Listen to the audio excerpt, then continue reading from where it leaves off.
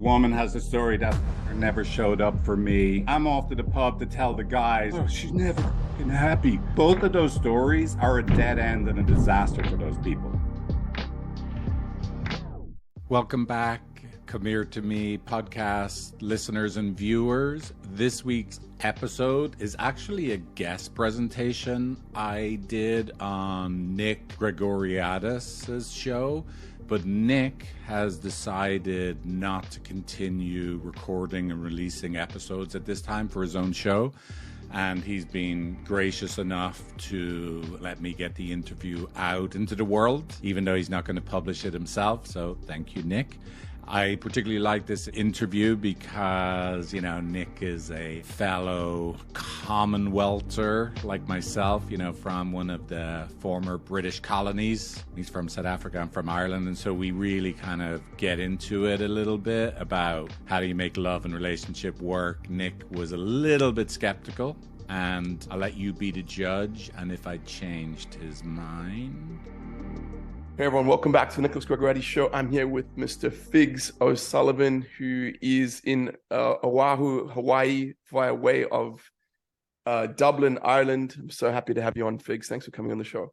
Thanks for having me, Nick. Really honored to be here. Yeah, this one is one that I've been looking forward to for a while, primarily because you bill yourself as a relationship expert. And I was just talking to someone the night before last, and I said to them, I would estimate conservatively that 80 to 85% of all the pain in my life that I've experienced in my life was directly related to relationships or relationship failures specifically. So it's something that I'm very interested in because I sure as fuck don't want to go through that shit again. On any level. So if you can teach myself and some of the listeners how to avoid at least some of the pain that's inherent with relationships, I'm all ears. I guess my first question would be, what qualifies you to be dispensing this advice? Yeah, well, that is the most important question, right? Actually, yeah, because there's 18-year-old relationship experts out there right now, right? I've seen a couple of them, yeah. Exactly, right. So everybody and anyone could be a relationship expert, right? So, So basically, the most important qualifier is, look, I've had trauma in my own life, right? I'm cliched Irish story, son of a alcoholic father, heartbroken mother. And, so I just had my own pain and suffering being from a broken family, so to speak. And then I actually, tried everything I could to compensate for that, drinking, gambling, womanizing, you name it, right? I've done it, good Irish, fella in his 20s living in San Francisco like a lunatic in the 90s. So I've gone through all of the attempts, to like try and hide my own pain. And then, of course, I've done every different type of relationship, whether it was, rescuing people, chasing strippers and actresses, and I've made all the mistakes. Yeah. And to be honest with you, that is really, I think, the most important qualification. I always say that, like, when I hire therapists for my own company, like, I'm only looking for traumatized therapists. You have to have had trauma. So I have all of that, like, that I have wounding that I had to integrate. And then most importantly, because I didn't know how to make love and relationship work, I actually, learned how to do it. And for me, the big change was I was already a therapist, but, I still couldn't get my act together because I really wanted to be a husband and a dad. And so I learned how to do this thing called emotionally focused couples therapy. And it's the gold standard, most researched, evidence-based way to help couples. And it just blew my mind away. I mean, and I really don't even mean at first like helping other people. I was sitting in the trainings and I wanted to vomit because it was like, oh my God, this is so me. Like, I am every single one of these characters they're describing that you could help them this way. I'm all of those people. And I could barely sit still in the trainings. So I learned how to do this thing. It actually helped me be able to, form a good relationship with my now wife and, have 2 kids. Shocking, right? That I'm a husband and a dad, right? Serial relationship failure, right? To actually live in my dream, the dream of a little boy that it was me that could be part of a family. And so now I'm like, I'm 12 years into being a couples therapist, and I think I've done about 15,000 hours of sitting with couples, right? Okay. And just doing this thing, helping them work out what love is, who you are as a person, who the other person is as a person, what you're co-creating with each other. And then I hate to use technical language, but helping that couple calm the fuck down and get to a place that they're safe for each other, and then another technical term, and then love the shit out of each other. Right. So I know how, I had to learn it myself, and I know how to help other people that are feeling threatened by each other feel safe with each other and then love each other again. Okay. I mean, that sounds good. It sounds amazing. I respect the hell out of you for being vulnerable enough to admit that, yeah, you fucked up in your past, and that was your pathway to being the person you are and doing the work you do. Is like, you didn't come from this place of expertise, you came from this place of wounding, right? Yeah. I respect that a lot. My reservations are, I think it's a limitation within my own mind, but I still think there is some value to it, and that is that it's my understanding that generally counseling and therapy, by the time it gets to that point, it's too far gone. And from what the statistics that I've been exposed to, it's also my understanding that the success rate of therapy is very, very low. Let's say we take, and I'm throwing random numbers out here, but it's my understanding you take 100 couples who are not doing well, they go to therapy, 5 years later, the vast majority of those will either be divorced, or if they're still together, they hate each other's guts, right? The amount of them that have become loving, happy, successful relationships is pretty low. And again, that's not an accurate statistic, but I think there's some. Yeah. Well, let me give you actual statistics, and I'll give you the research paper to put in the show notes, so that it's not, it's not just me spouting away, right? So emotionally focused couples therapy. And again, this is the other thing. I'm not making this up, how we help couples, right? Like, so it's called emotionally focused couples therapy. This woman called Sue Johnson was the creator of it. Now, when I say the creator of it, it's an integrated model, right? It comes from all different parts of, psychotherapy and wisdom that we already had. And here are the statistics, right? When we put people through 12 sessions, now, let's be clear, this research, it was 12 90-minute sessions. The therapist was sitting with the couple, and then they were watching the video like in between sessions, right? 86% of those couples showed significant improvement in their relationship. And when we go back to those couples 2 years later, 75% of them still maintain the gains. Now, that's like, peer-reviewed research. Now, let me just talk for myself, right? So, just for myself. Look, I can take a couple that have already divorced. They're already living in separate states, help them understand what's really going on inside each of them, and have them back living together with 2 or 3 months. Now, I know that is not a sales pitch. What happens is the vast majority of people, they don't understand themselves. They don't understand the system that they're co-creating with someone else. They don't really understand what love is. And so they end up, right? Most people, when they're in relationship distress, they're running around with a can that they think is labeled, it's got water in it, but it's actually gasoline. What almost every human being does is they throw gasoline on the fire of their disconnection, and they make things worse. So one of the first things I got to do is show them, hey, would you look at what you're doing? You're hurting right now. And everything that you think is an intuitive thing and a rational thing to do to get out of this pain, you're literally making it worse. Now, your partner's the same, right?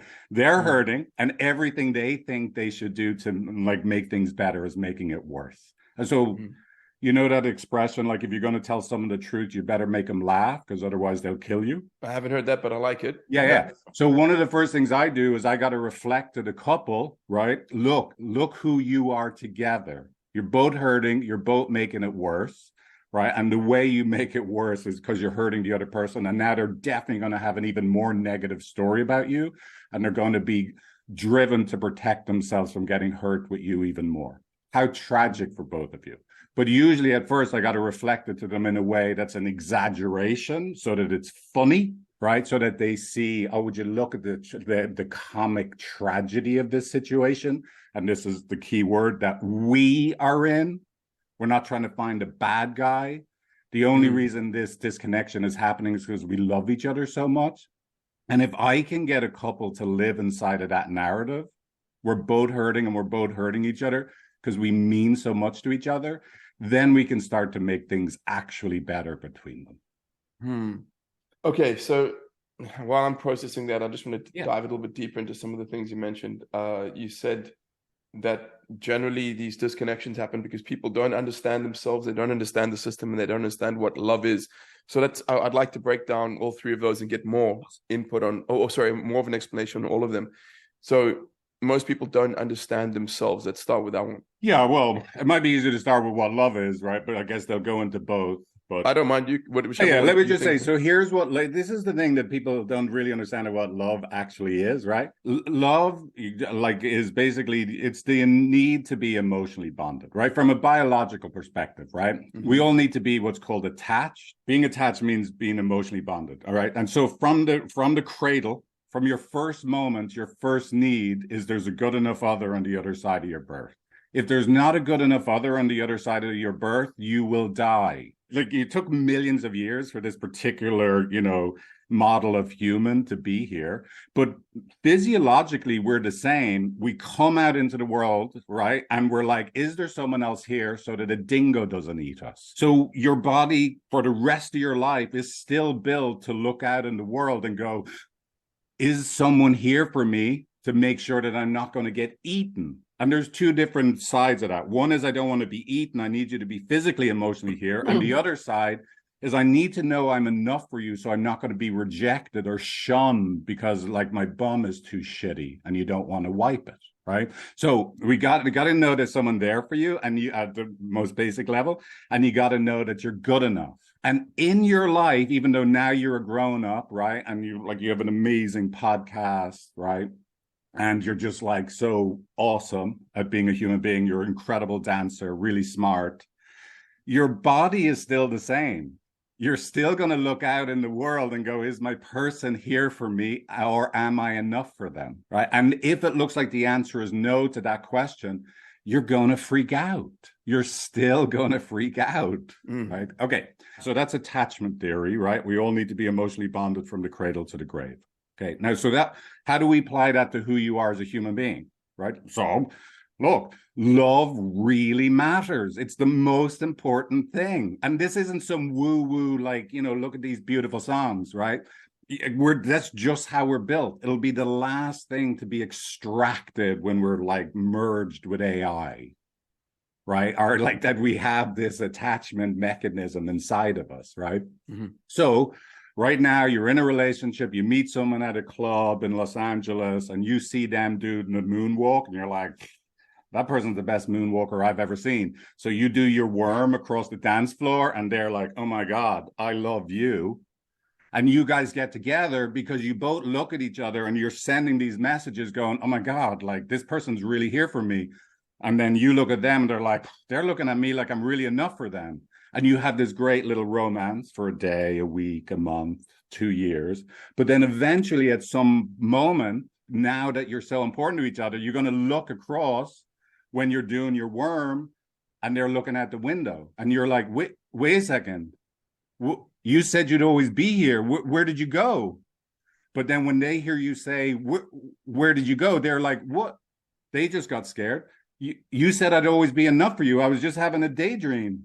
And now you both scared each other because your emotional bond is so important to each other. And you both reacted in a way to protest that love that you wanted wasn't there.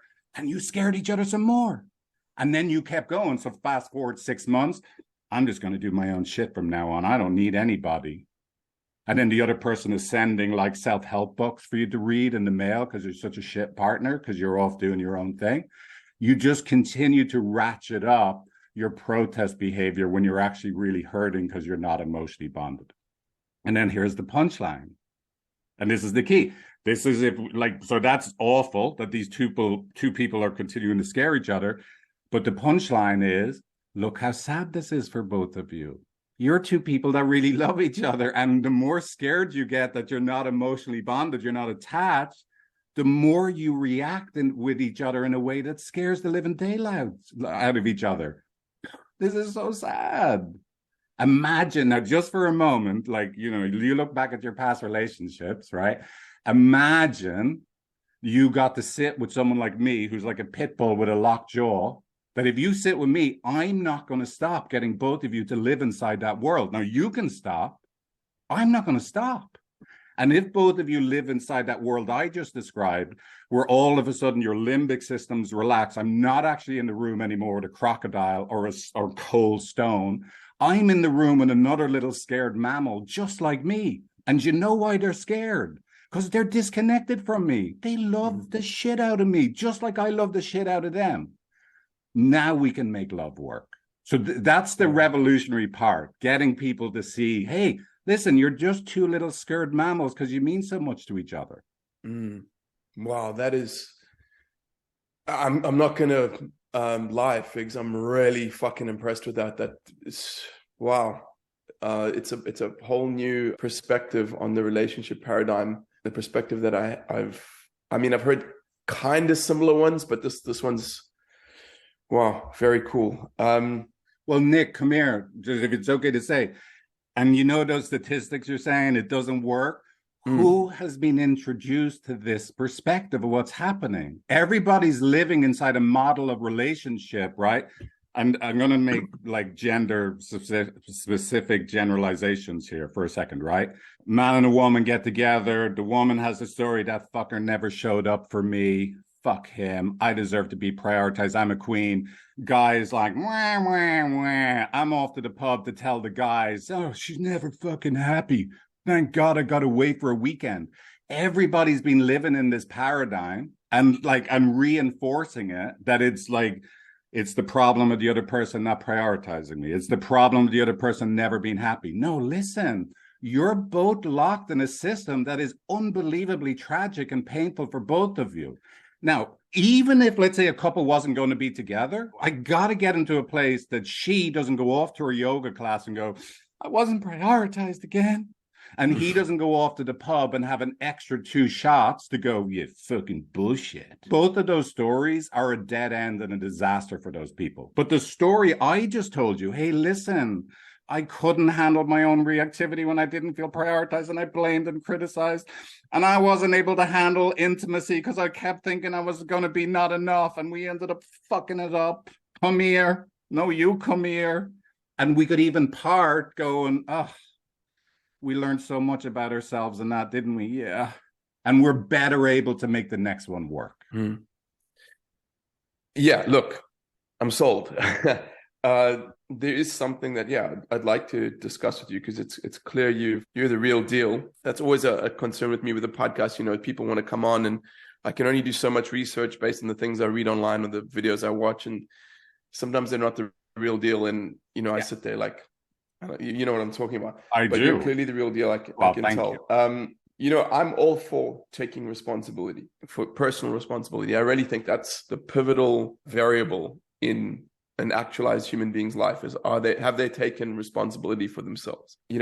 My mother, who I love to pieces, she's the consummate victim. She just will not accept that the fact that my father, who was a crappy husband and cheated on her and was just an adulterer his whole life, she just will not accept that, she could have left at any time, right? Like she just doesn't want to see that. She doesn't want to see that. That's her responsibility.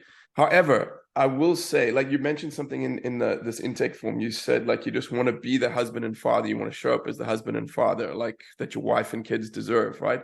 And I respect the hell out of that. In relationship, I want to be the best person I can be. I want to make sure the person I'm with feels loved and safe and protected and cherished and all those things. But and again, this is purely subjective and it might be due to some of the traumas that I went through. So I see society, especially Western society, specifically United States and Britain to a lesser extent, I see that we've shifted into this kind of very gynocentric model in which men are invariably blamed for everything that goes wrong in relationships, right? Men are pigs, men are misogynists, men never do anything right, men are insensitive, men are cruel, blah, blah, blah. I mean, there's this litany of complaints against men. And I just think that that's bullshit. I think that I agree.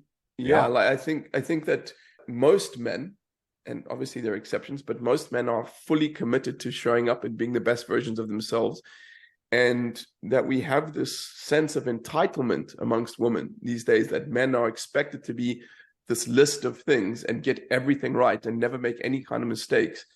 And when I first read that, oh, you want to show up as the best husband and father for your wife and kids, the first thing that flashed up in my mind is like, are your wife and kids showing up as the best wife and kids for you?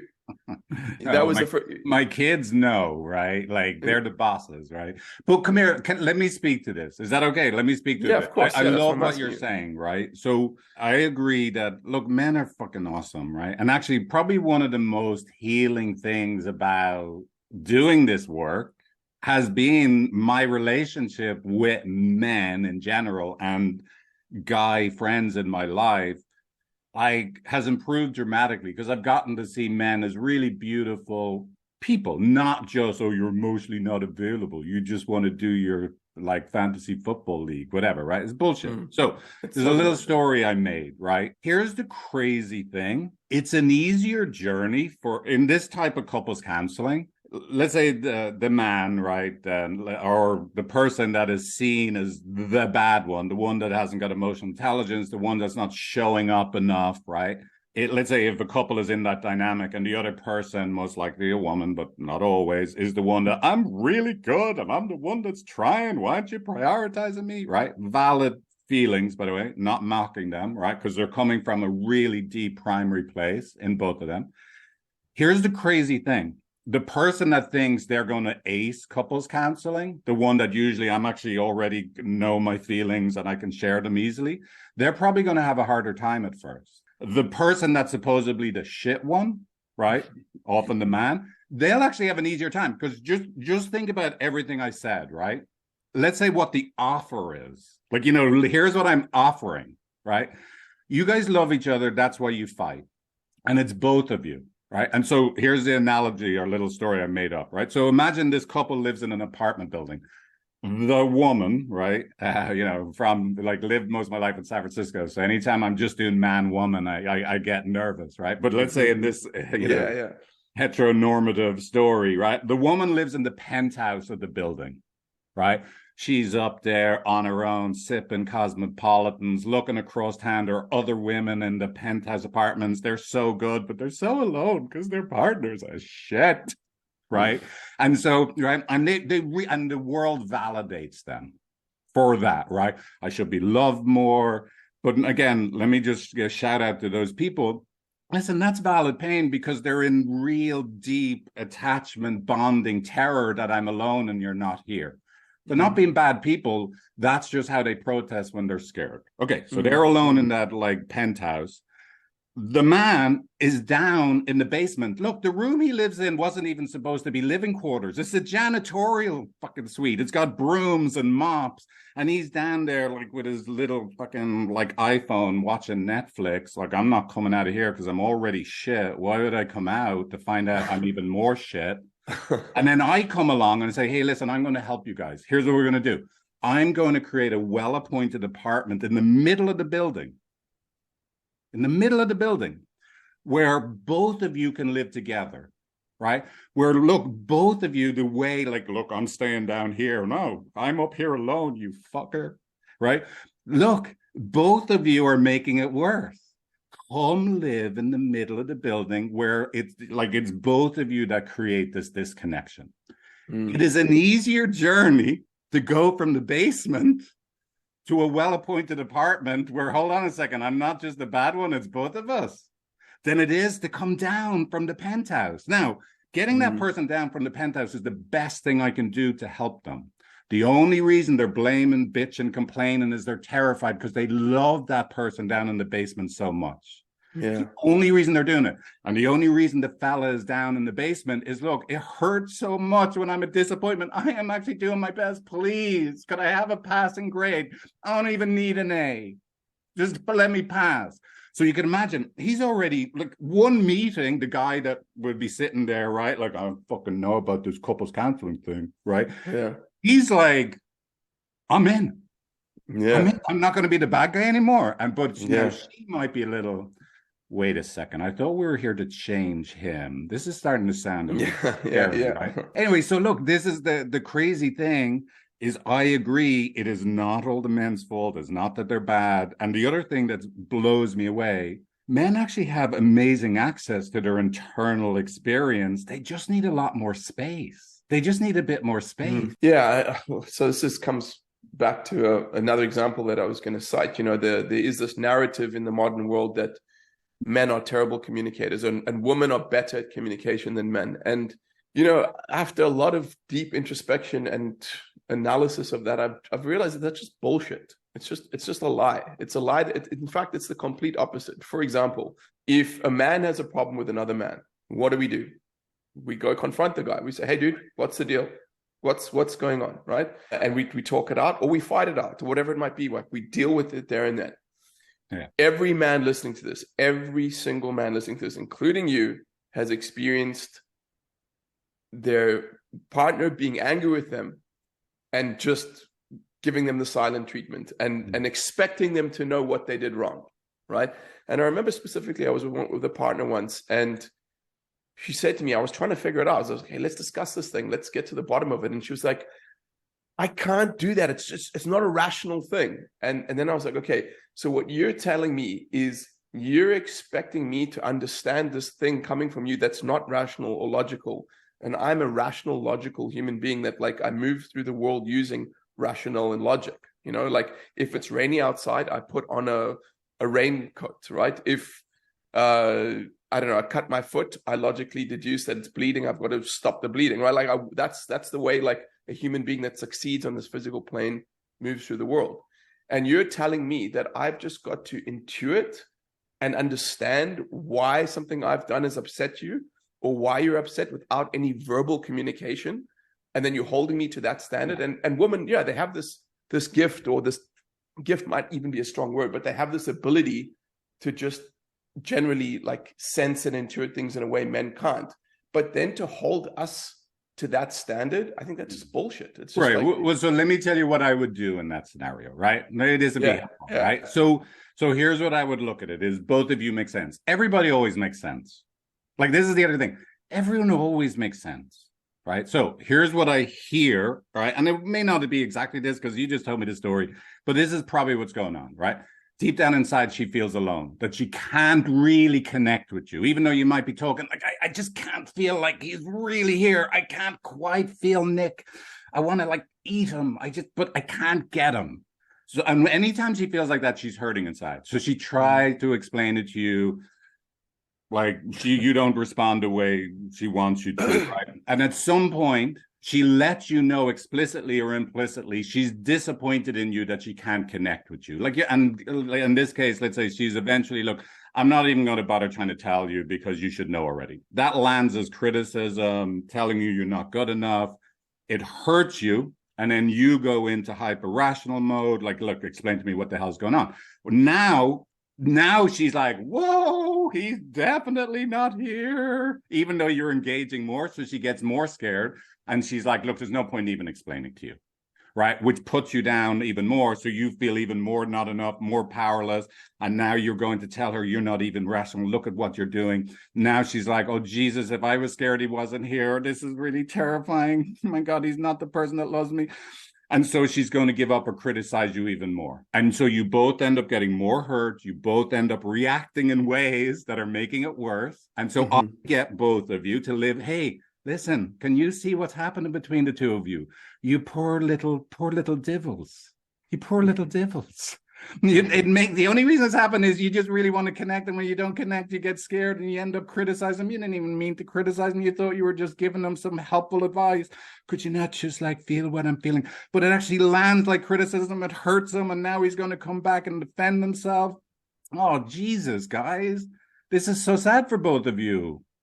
Now imagine again if I got both of you to live, and that's what's happening. Both of you are right. No one's wrong. And it's only happening because you love each other. That's it. So we don't have to make she's wrong, you're wrong. Dead end. If you play the battle of who's right or who's wrong, everybody loses. Yeah. Okay, well, let's segue off from that. I appreciate that. I appreciate your perspective. It's making me reconsider. It hasn't. Well, it's the Yeah, I'd first want to go time. deep. I Say told you I'm a again. pit bull. It's a first time. This is, by the way, when I train therapists and they come back to me, go, Figs, I did it and it didn't work. I'm like, it didn't work. I'm going to do that 40 times an hour for 20 hours. I don't Yeah, expect it to work the first time. Your brain is wired to see it this way over a lifetime of being heard. I come along and reflect to you a story that you could actually be safe and connection one time. It's not going to work. We're going to have to do this over and over again. sure. I agree. So I wanted to ask you for maybe 3 to 5 specific action steps that people could take or incorporate into the relationship so they could see the power and efficacy of your work. Yeah. Let's use that as one of them. Let's say a man is with a woman who is constantly saying or doing things that imply that she's not being heard or seen.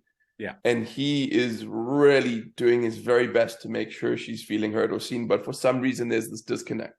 What would you say is an appropriate or an effective way for that man to counter that or to solve that? Well, look, here's the thing. It's a three-legged race. Here's the good news, bad news. It's a three-legged race. You know, like if you're doing a three-legged race, you can't have one person here, I'll put the tie around my race and run it. No, you're already disqualified. We need both, right? By the way, real downside of my business model, I can't really sell to one person. I need both people, right? If we're going to change a system, we need all the parts of the system, right? Yeah. So here's what the most important thing is that you start to change your mind, that it's always a system. If I'm hurting, they're hurting. Just if you just believe this, even if you can't see it, if I'm feeling like shit, they're feeling like shit. If I have a negative judgment of them, they have a negative judgment of me. And we both make sense. It's always both of you, always. Right. Now, you might have to reverse engineer into the truth of that, but like the story I just gave you,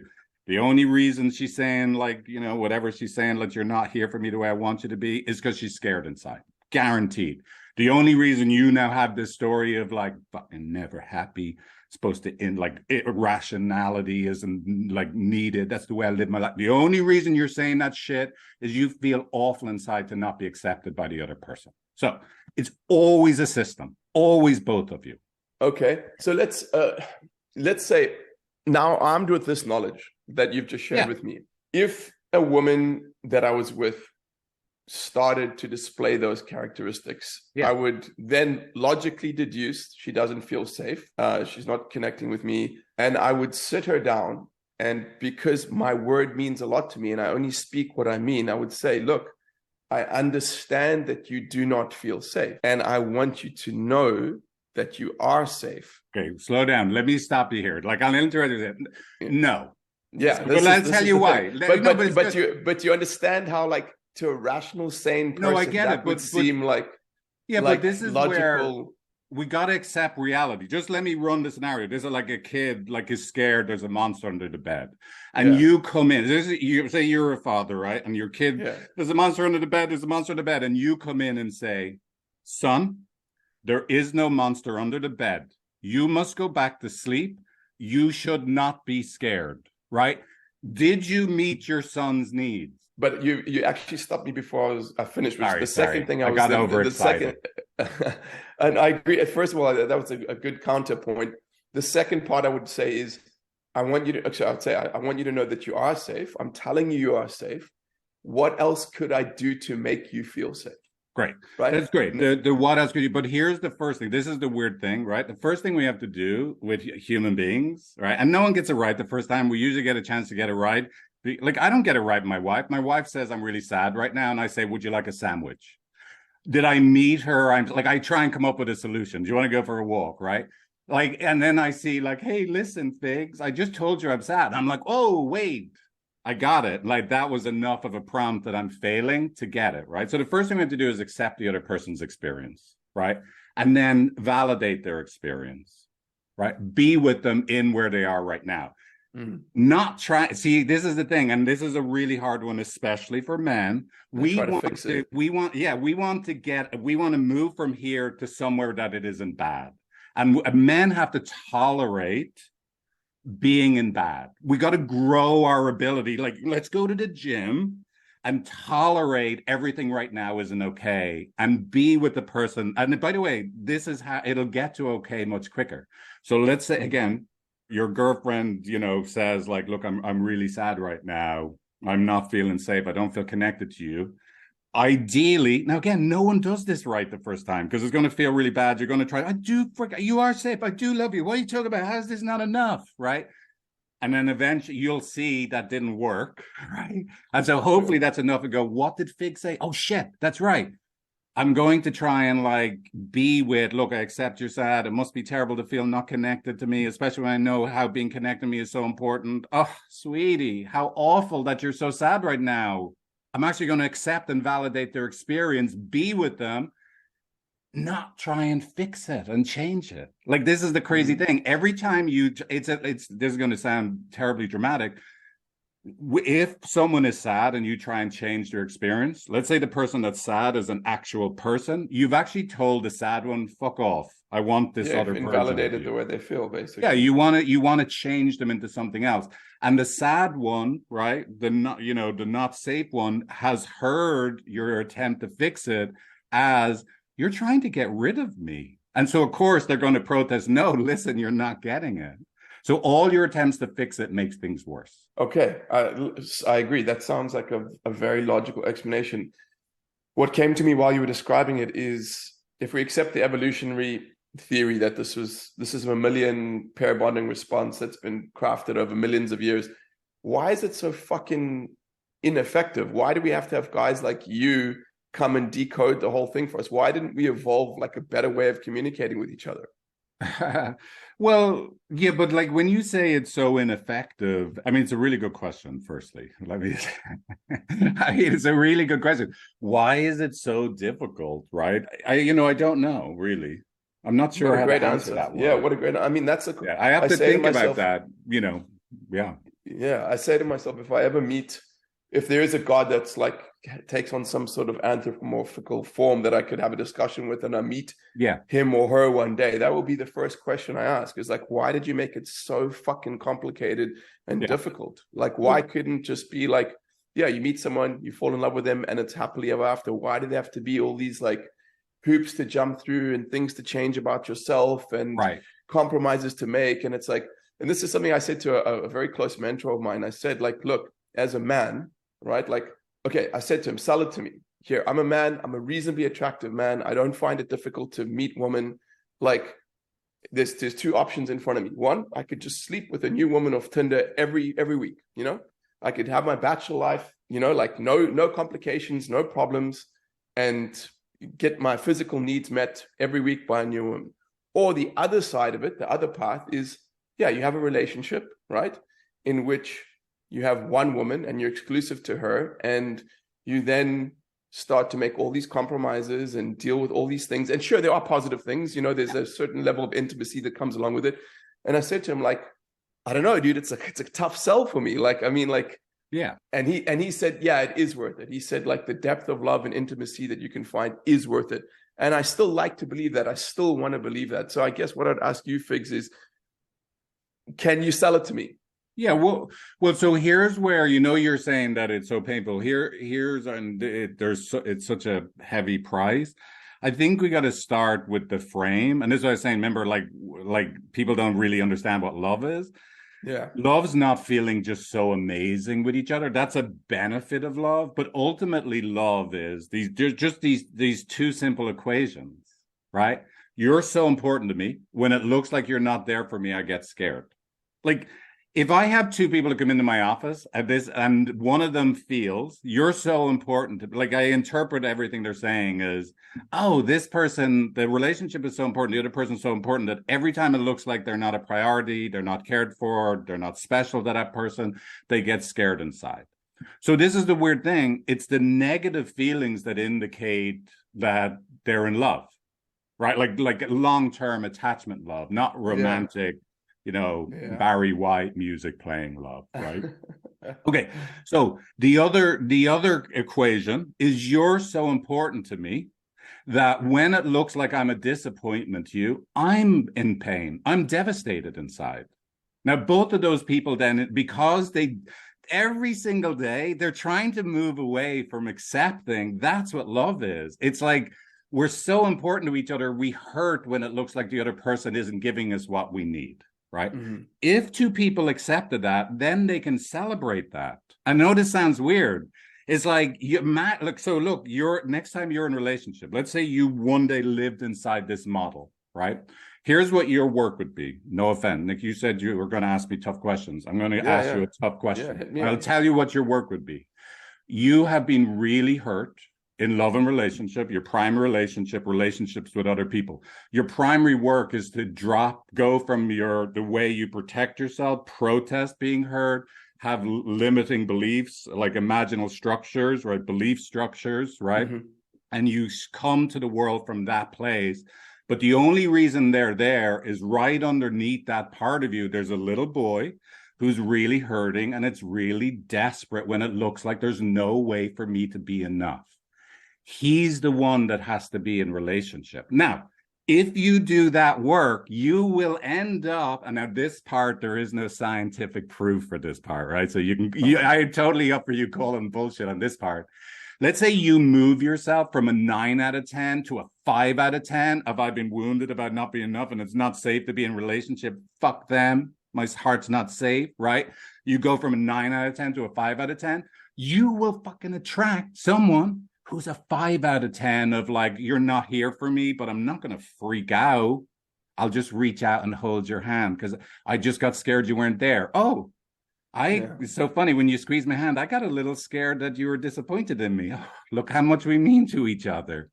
Squeeze, big hug, little rub of the noses.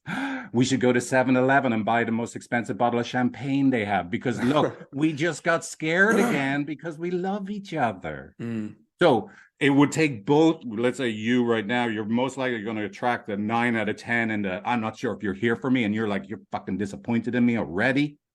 Fuck you. No, fuck you. Right? Okay. Well, we need to help both of you calm the fuck down. You both are hurt. You're both scared the worst thing that ever happened to you is going to happen again. But you both hold the key for what you yourself and the other person needs, which is a loving repair. And my nervous system and limbic system is safe now. This is the crazy thing. We only have to heal the present moment. Everybody wants to heal the future or the past. We only have to solve this moment. And that's what makes couples work so powerful. We don't just talk about it. The two of you are like, I do everything on video. You're literally there right now. We can fucking create the deepest healing in you, both of you as individuals right now. Yeah. Anyway, sorry. You got me pumped up. You said you were going to ask me hard questions. Now I went full Irish pub drinker. Figs, if I didn't have another podcast scheduled to record right after this one, I would speak to you for easily another hour. You're clearly the real deal. There's no doubt about it. You've confirmed several things that other extraordinarily intelligent people have, postulated and shared with me, and also illuminated some aspects of relationships that I didn't understand. And I'm greatly, greatly appreciative for your time. Nick, hey, I really love talking to you, and I really appreciate you really engaging with me like this, like you said, not just like, letting us have a bit of banter. Yeah, no, like we weren't typical Californians. We didn't just validate each other. It's better that way. It's more authentic that way. Thanks a lot, Figs. Thank you, Nick.